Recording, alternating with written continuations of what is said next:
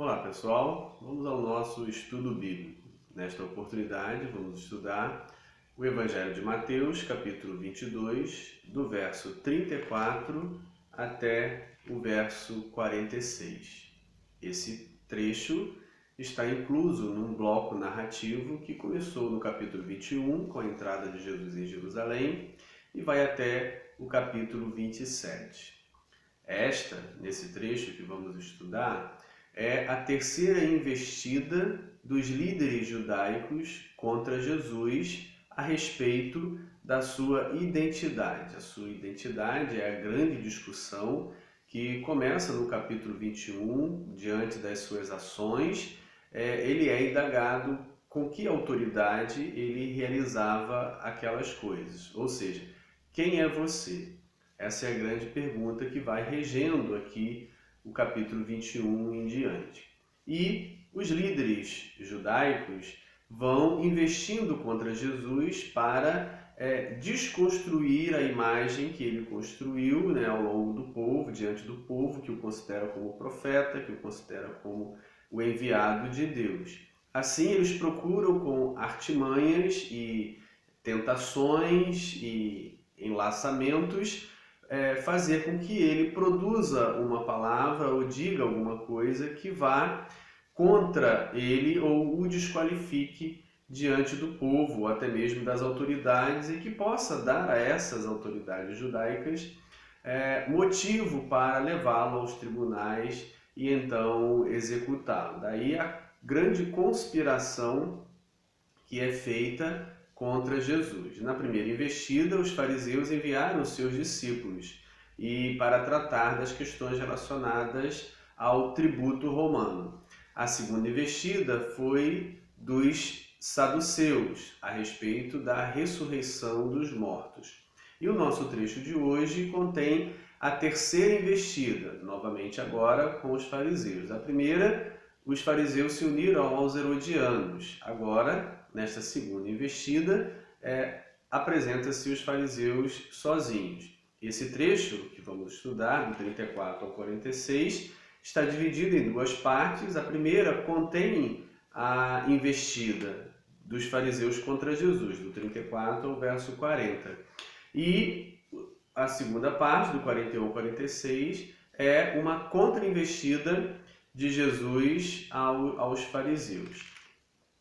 Essa terceira investida se liga à anterior por meio do verso 34, onde está dito: Entretanto, os fariseus, sabendo que ele fizera calar os saduceus, reuniram-se em conselho. Bem, então, este verso liga essa narrativa, essa terceira investida, com a segunda, que foi a investida dos saduceus. É muito provável que os fariseus ficaram um pouco felizes, porque eles acreditavam na ressurreição dos mortos, enquanto os saduceus não acreditavam. E quando Jesus então os faz calar, porque o texto final anterior, no verso 33, não diz nada sobre a reação dos saduceus, apenas diz que a multidão ficou maravilhada da sua doutrina. Agora, no verso 34, a gente fica sabendo que a não reação oral em discussão dos fariseus significou que Jesus os silenciou, os fez calar. A sua argumentação foi cabal, foi perfeita, de forma que os saduceus não poderiam refutar. Então, os fariseus nos apresentam que Jesus os fez, os saduceus, calar diante da sua argumentação. Mas, como ambos, fariseus e saduceus, têm um objetivo comum, que é conspirar contra Jesus, eles então reúnem-se em conselho para continuar propondo iniciativas que possam minar, destruir, desconstruir a imagem de Jesus e o seu ministério. O evangelista nos apresenta que eles, os fariseus, reuniram-se em conselho. A palavra grega utilizada e traduzida por reunir é a mesma que na versão grega do Antigo Testamento aparece no Salmo de número 2, verso 2, onde diz que os gentios, os povos, reuniram-se contra o ungido de Deus e conspiram contra ele. Salmo de número 2, nós encontramos essa de uma forma, uma relação, né, que o uso da mesma palavra e a mesma ideia estará aqui também exposta nesse trecho. Salmo número 2, verso 2, os reis da terra se levantam e os príncipes conspiram contra o Senhor e contra o seu ungido. Bem, então, o propósito do evangelista é mostrar que, assim como os inimigos do ungido do Senhor, preditos no Salmo de número 2, se levantam, se reúnem, conspiram, assim também os líderes judaicos o fazem em relação a Jesus. O verso 35, então, entre os fariseus, eles enviam um entre eles que era intérprete da lei, ou seja, era um escriba. Os escribas poderiam ser saduceus, fariseus ou não identificar diretamente com nenhum desses dois partidos. No entanto, o escriba apresentado aqui, o doutor da lei, o intérprete autorizado das Escrituras, é um fariseu. E este é então enviado a Jesus com o objetivo de tentá-lo, de experimentá-lo, de testá-lo. E aí faz então uma pergunta que na realidade é uma provocação ou uma provação. E ele diz: mestre, como sempre eles se aproximam desta maneira, qual é o grande mandamento da lei? Ou seja, qual é o mandamento da lei considerado grande ou importante, ou aquele que é realmente preciosíssimo? Bem, a gente fica tentando imaginar em que consistia a tentação a Jesus com uma pergunta desta. Qual seria o objetivo desse escriba, visto que o seu desejo está claro de que é testar, é tentar Jesus, é fazê-lo se contradizer, cair numa armadilha e depois usar isso contra ele. Bem, se esse é o objetivo, que está claro no texto, a questão é como ele conseguiria isso com esta pergunta. Qual é o grande mandamento? Qual é o importante mandamento da lei? Então, a gente poderia imaginar três ou algumas possibilidades. Será que ele queria que Jesus, então, ao indicar um mandamento, desqualificasse todos os outros, considerando um maior, melhor, mais importante e os demais não importantes? Será que ele queria fazer com que Jesus, então, negasse a lei, desqualificasse a lei, ou dissesse que a lei não serviria para nada? Ou talvez ele quisesse que Jesus apresentasse um mandamento que não está na lei e com isso ele poderia ser acusado de ser contrário à lei? Bem, a gente não sabe exatamente qual era o objetivo com essa pergunta, ou seja, o objetivo a gente sabe que é fazer ele se contradizer, mas qual é o meio que essa pergunta faria isso acontecer a Jesus? Bem, então a gente continua o texto com aquilo que está explícito e claro diante dos nossos olhos. Aquilo que não está, a gente então deduz ou cria hipóteses para tentar entender. Mas o foco, o importante, é que ele quer testar Jesus, e a forma como Jesus vai sair desse teste é interessantíssimo e importantíssimo para nós como seguidores de Jesus. Jesus responde então: amarás o Senhor teu Deus de todo o teu coração, de toda a tua alma e de todo o teu entendimento. Então nós temos aqui o uso de três elementos, cujo objetivo, ao usar esses três elementos, é falar da inteireza do ser humano. Que o ser humano deve integralmente, na sua completude, amar a Deus. Coração, entendido na época como a sede dos sentimentos, do entendimento. Dali procedia, como disse Jesus no mesmo Evangelho de Mateus capítulo 15, os males, os pecados, as más intenções. É do coração que procede tudo aquilo que não serve, como ele disse no capítulo 15 de Mateus. Então, o coração se referiria à sede, à origem do entendimento, das razões, dos objetivos e dos sentimentos. A palavra alma, né, a tradução da palavra psique, precisa ser entendida que para os judeus dos dias de Jesus, alma significava vida, né, como muitas vezes no próprio Evangelho de Mateus fica claro que alma tem o sentido de vida.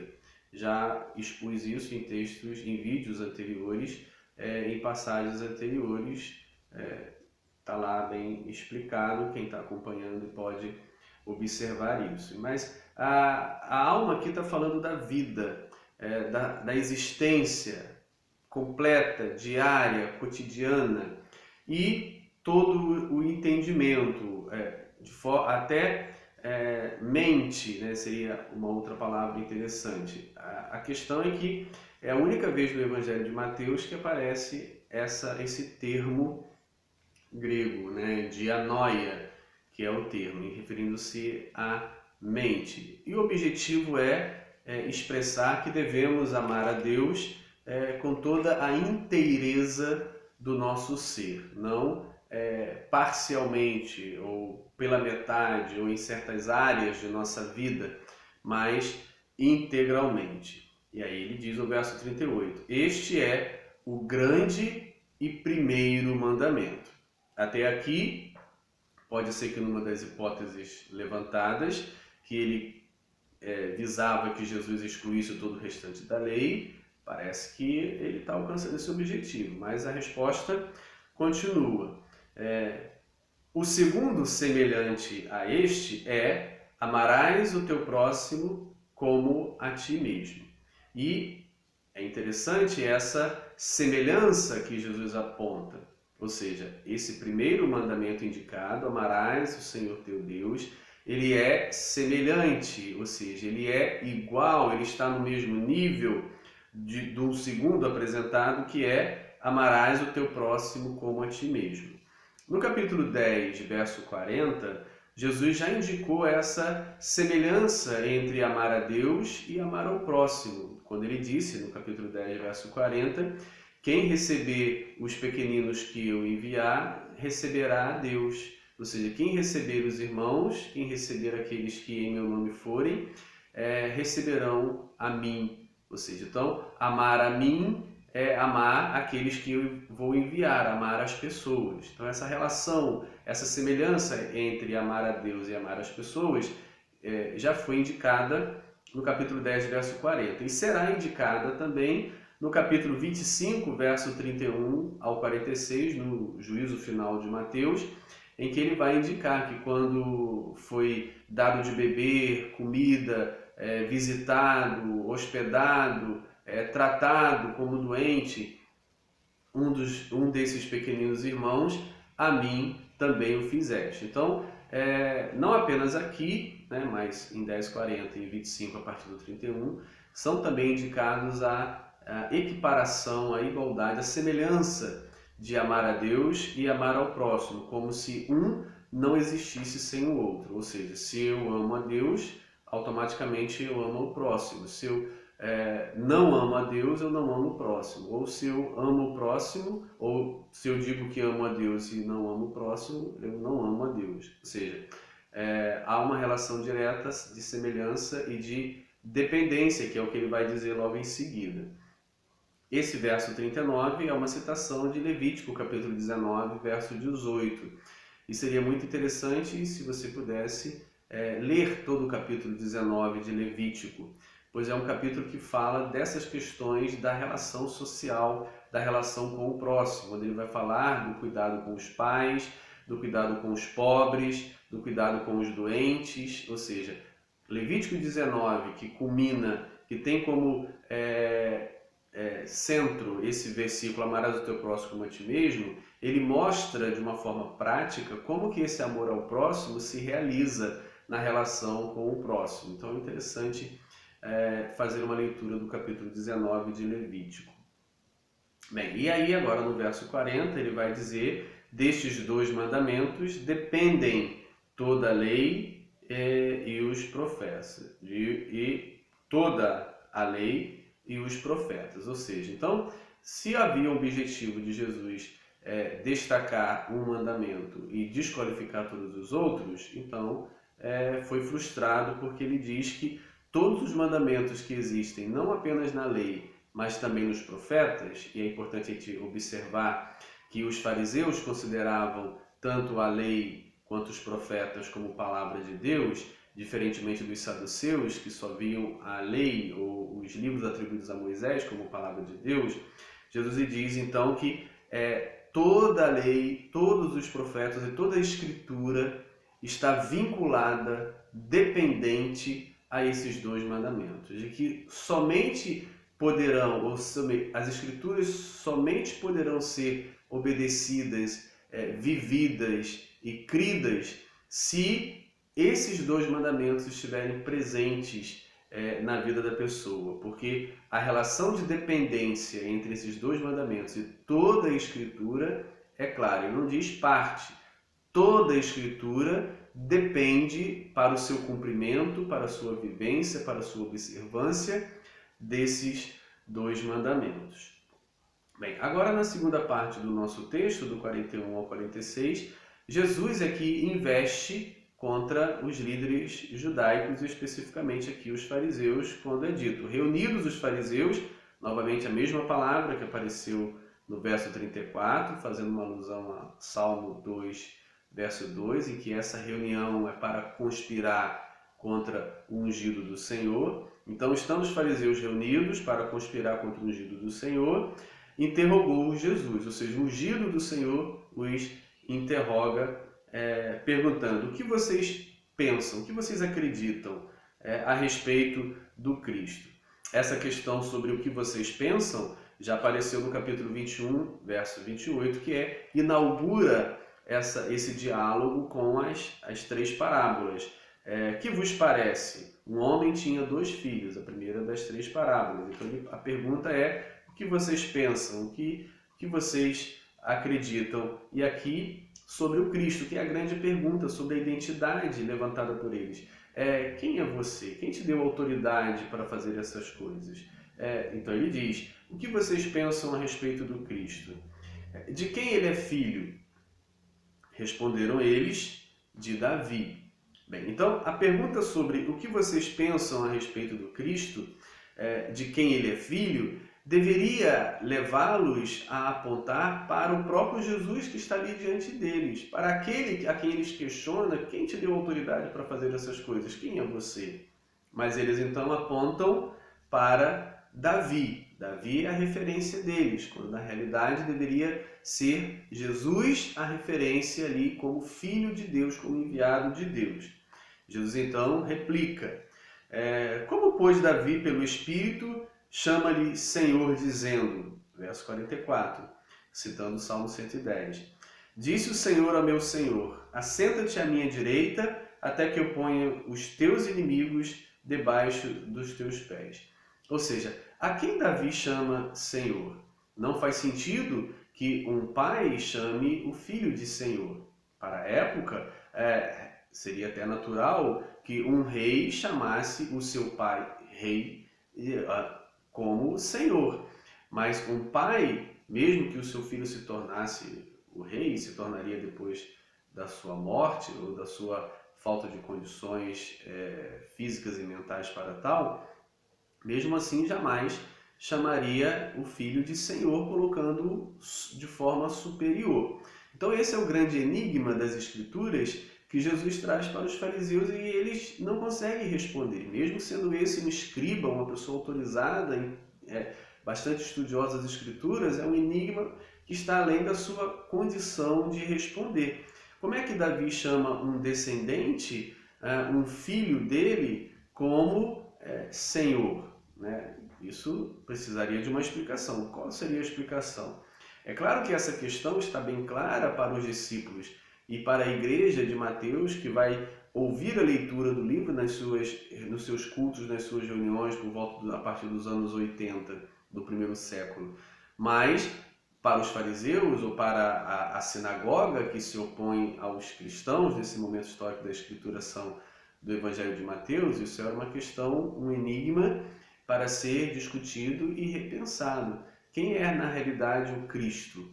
Quem é na realidade o Messias? O evangelista já apresentou logo no verso 1 do capítulo 1, no começo do livro.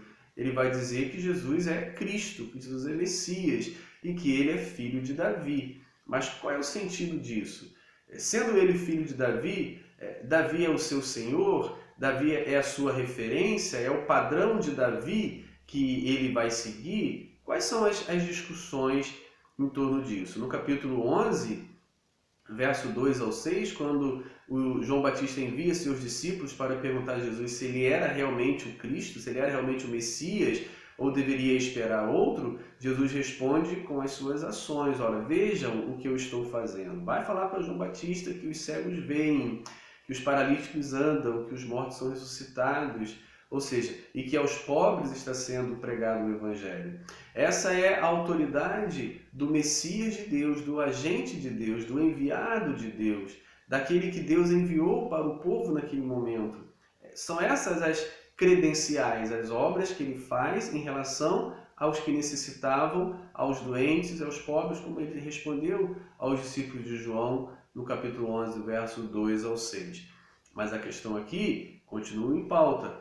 É Davi a referência para Jesus? Eles esperam um filho de Davi, no sentido de que o filho de Davi restaurará o reino davídico? E qual é o modelo dessa restauração? Qual é o modelo desse reino davídico? Quando eles esperam que o Cristo seja filho de Davi, também eles esperam que esse Cristo, que esse enviado de Deus, faça o que Davi fez, faça ou continue o que Davi começou. Davi foi um imperialista, Davi foi um homem de guerra, um homem de violência, que expandiu os territórios de Israel pela força, pela guerra, pela violência, matando todos aqueles que se opunham a ele e estabelecendo um grande reino que o seu filho Salomão vai depois usufruir. Então, que Cristo é esse que nós esperamos? É o Cristo que faz com a espada na mão o que Davi fez? João Batista esperava o Cristo assim, e a resposta que lhe foi dada foi que o Cristo é reconhecido pelo socorro aos que precisam, pelo socorro aos necessitados, pelo Evangelho sendo pregado aos pobres. Assim, a referência a Davi não serve, a referência é outra. E aí, então, verso 45, Jesus diz: se Davi, pois, lhe chama Senhor, como é ele seu filho? A questão abordada não é a descendência, pois o evangelista já disse no capítulo 1, verso 1, que Jesus é filho de Davi. A questão aqui não é a descendência, a questão aqui é o paradigma, é o padrão de Davi. Qual é a referência de Davi? Esperamos um filho de Davi, um rei triunfalista, guerreiro, que mata os inimigos, então Jesus não se enquadra nesse perfil. Na realidade, Jesus não é filho de Davi ou seguidor do padrão de Davi ou do modelo de conquista ou de implantar o reino de Deus de Davi. Jesus é o Senhor de Davi. É Davi que deveria seguir o modelo de Jesus e não Jesus seguir o modelo de Davi. E se eles esperam um Cristo que segue o modelo de Davi, eles estão enganados. Jesus não é um Cristo que segue o modelo de Davi. Jesus é um Cristo que é superior a Davi, que é Senhor de Davi. E como Senhor, ele estabelece um novo modelo. Ele estabelece o modelo de Deus, o modelo correto, em que todos os demais modelos de governo, de rei do povo de Deus, se deterioram, sucumbem e se desfalecem diante do modelo maior de Jesus como Filho de Deus. Se Davi, pois, lhe chama Senhor, como é ele seu filho? E ninguém lhe podia responder palavra, nem ousou alguém, a partir daquele dia, fazer-lhe perguntas. Ou seja, o padrão do Cristo é o padrão de Jesus, não é o padrão de Davi. Filho de Davi significa descendente de Davi, mas o padrão é outro. E os líderes judaicos, os fariseus, precisavam reconhecer que estava diante deles o filho de Davi no sentido do descendente de Davi, mas que esse filho de Davi, descendente de Davi, é Senhor de Davi. Ele é maior do que Davi. e o modelo dele é maior do que o de Davi. Nós vemos no próprio Evangelho de Mateus cegos e estrangeiros gritando: Filho de Davi, tem compaixão de mim. Ou seja, esses cegos, doentes e estrangeiros, na figura da cananeia, compreenderam que o filho de Davi não veio matar o estrangeiro, não veio expulsar os cegos e coxos do templo como fez Davi, mas veio restaurar, salvar, abençoar, estender a mão àqueles que estavam esquecidos, marginalizados ou excluídos da comunidade de Deus, como por exemplo os gentios, a cananeia ou todos aqueles outros que os judeus não consideravam puros e dignos. Jesus é filho de Davi na questão da descendência, mas ele é Senhor de Davi, porque ele estabelece um padrão de justiça, um padrão de reino que os líderes judaicos dos dias de Jesus não reconheceram. Por isso, soltaram Barrabás e mataram Jesus. Barrabás enquadrava-se no padrão de Davi, o guerreiro, o homem com a espada na mão, que mata o inimigo e impõe pela força e pela violência o reino de Deus. Jesus, diferente de Davi, impõe, traz o reino de Deus entre nós pelo amor, pela paz, pela entrega, pelo morrer pelos seus amigos, pelo dar-se. Esse é o padrão, esse é o Cristo verdadeiro, aquele que morre pelos outros e não aquele que mata os outros. É aquele que na cruz vai dizer: Pai, perdoa-lhes porque eles não sabem o que estão fazendo.